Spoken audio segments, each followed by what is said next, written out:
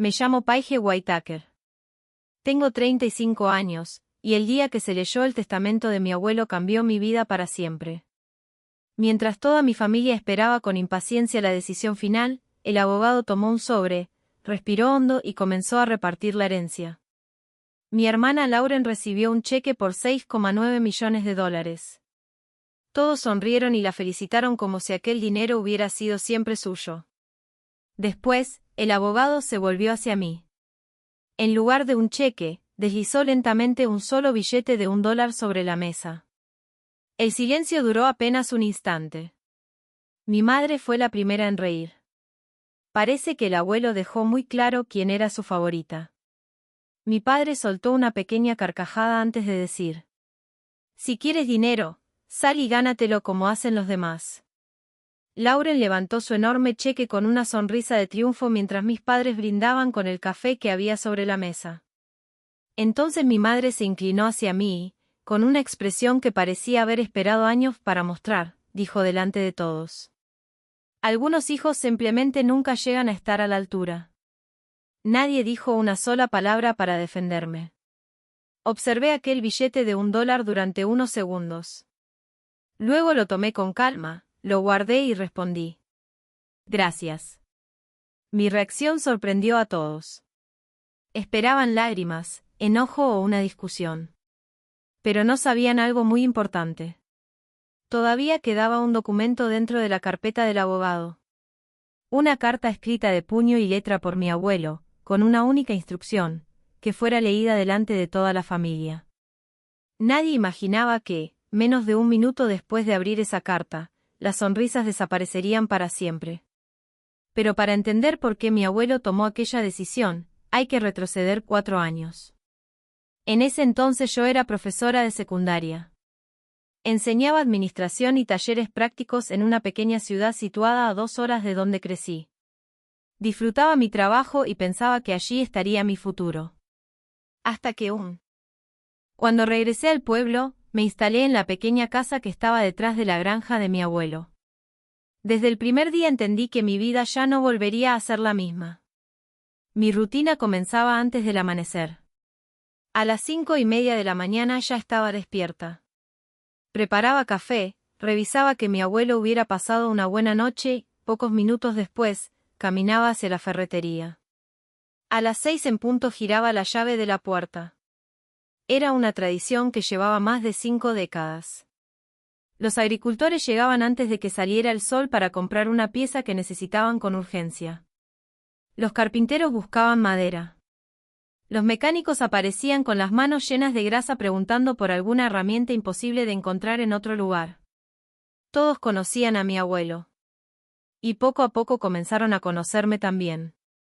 Durante el día atendía clientes, organizaba pedidos, descargaba mercancía y llevaba las cuentas del negocio. Después regresaba a casa para preparar la comida, controlar los medicamentos de mi abuelo y acompañarlo a sus citas médicas.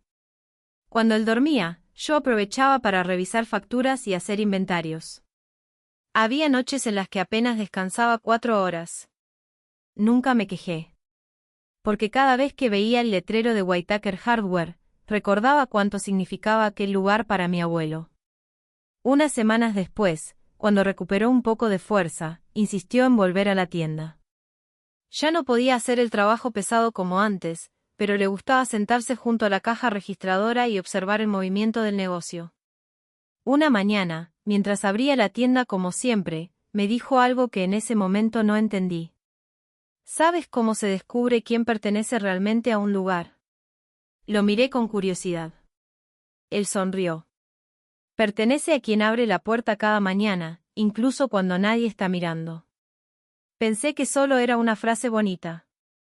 No imaginaba que estaba diciéndome exactamente lo que pensaba hacer en el futuro. Mientras yo dedicaba acá. Pasó casi un año desde que regresé al pueblo, y la salud de mi abuelo seguía deteriorándose poco a poco. Había días buenos, en los que todavía bromeaba con los clientes como en los viejos tiempos, y otros en los que apenas tenía fuerzas para levantarse de la cama. Aún así, nunca perdió la costumbre de observar todo lo que ocurría a su alrededor. Veía quién estaba presente. Y también quien solo aparecía cuando le convenía. El momento que nunca olvidaré llegó durante el Día de Acción de Gracias. Como cada año, toda la familia se reunió en la granja. Yo había preparado la comida desde muy temprano. Cociné el pavó, los acompañamientos y los postres, mientras también me aseguraba de que mi abuelo tomara sus medicamentos a la hora correcta. Cuando todos se sentaron a la mesa, Lauren comenzó a hablar de su supuesto ascenso en el trabajo. Mis padres la escuchaban con orgullo, como si cada palabra fuera un gran logro. Mi madre no dejaba de sonreír. Después de unos minutos, la conversación cambió de dirección. Como siempre, terminó llegando hasta mí. ¿Y cómo va la pequeña ferretería?, preguntó mi madre con una sonrisa que no parecía sincera. Va bien. Seguimos trabajando todos los días. Los clientes continúan confiando en nosotros. Ella dejó el tenedor sobre el plato y negó lentamente con la cabeza. ¡Qué desperdicio! Todos levantaron la vista. Tenías una profesión respetable. Eras maestra. Y renunciaste a todo para quedarte en este pueblo cuidando una tienda vieja. El comedor quedó completamente en silencio. Mi padre no dijo nada. Lauren bajó la mirada, aunque una ligera sonrisa apareció en su rostro. Entonces mi madre pronunció las palabras que jamás olvidaré. La verdad es que no todos los hijos llegan a convertirse en lo que deberían ser. Algunos simplemente nunca alcanzan su verdadero potencial.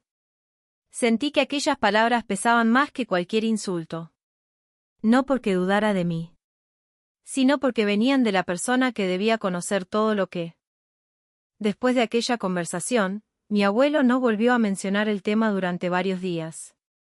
Sin embargo, podía notar que estaba pensando constantemente en el futuro de la ferretería. Una tarde, mientras cerrábamos la tienda, rompió el silencio. Si dejamos todo escrito en un simple testamento, intentarán impugnarlo. Lo miré sin decir nada. Sabía perfectamente que tenía razón.